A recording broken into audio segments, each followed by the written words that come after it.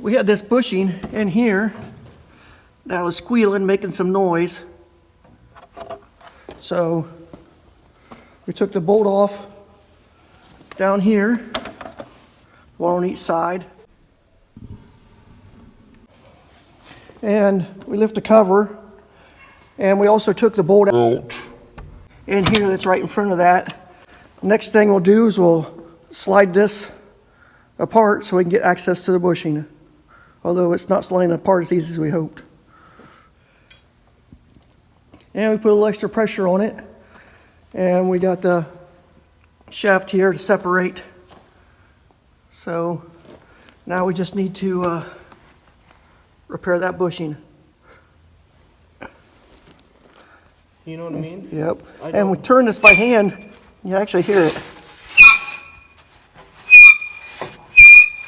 So there's our squealing noise. So there's our next job. Oh, is it spinning?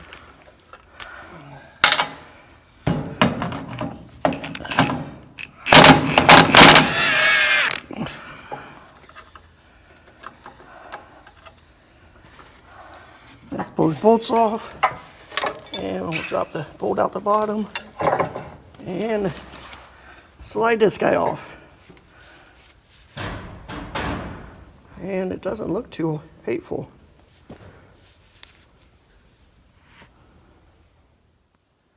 And I'm going to press the bushing in and the old one out at the same time. So I just use the new one to push the old one right straight down into that little bearing race. And I'll just bump the jack up, and it'll just push that right down and out.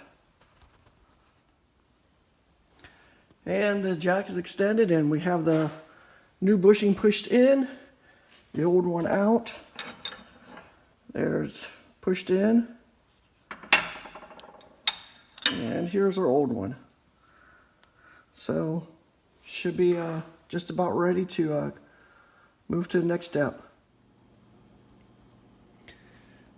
Once I had the new bushing in down here in the bottom, I went ahead and I drilled this. I had to get a really long drill bit to go all the way from the top to the bottom, because we've had this bushing go bad before, and hopefully a little bit of lubrication will help it out. So I put a grease circle on the top after I drilled all the way through with this real long drill bit, and then I tapped it, and I put one of these little grease circles in there, and I had to tap it with a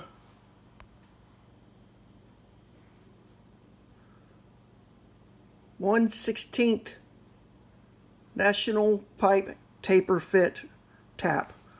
And unfortunately, I tapped it just a little bit too deep, and the top threads were just a little boogered. So I counterboarded it just a little bit with that guy, so I could get that to draw down tight.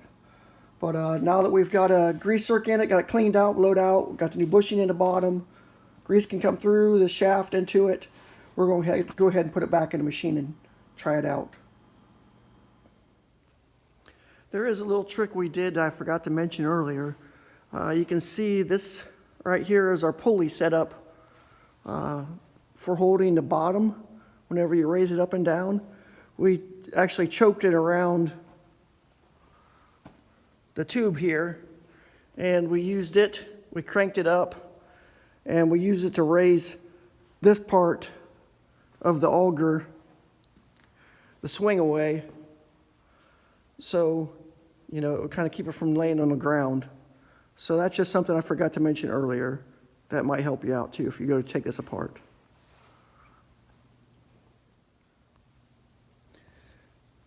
I got the new bushing and mount put in. What I did is I drilled a hole in between these two, and then I put the grease circuit in there. And as you can see, I just got done greasing it with the grease gun.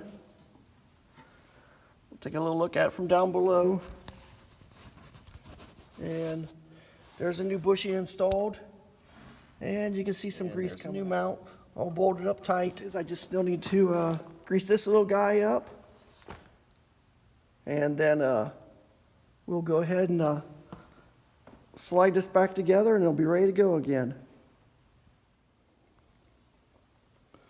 We've got it slid back together. You can see that we've got the bolts tightened on the sides, and we've got the bolt put back in, tightened on the inside, a little bit of grease coming out. We did grease the U-joint as well down here. So, and close the top up. We've got our grease zerk sticking up, so nice and easy to access. And then the last thing we have to do is put this crossbar back across. Couple bolts. And if this video was helpful, please like and subscribe. It helps support other people that work on their own equipment, probably like yourself. So I appreciate your time watching it. Our time's our most valuable thing. Have a good day.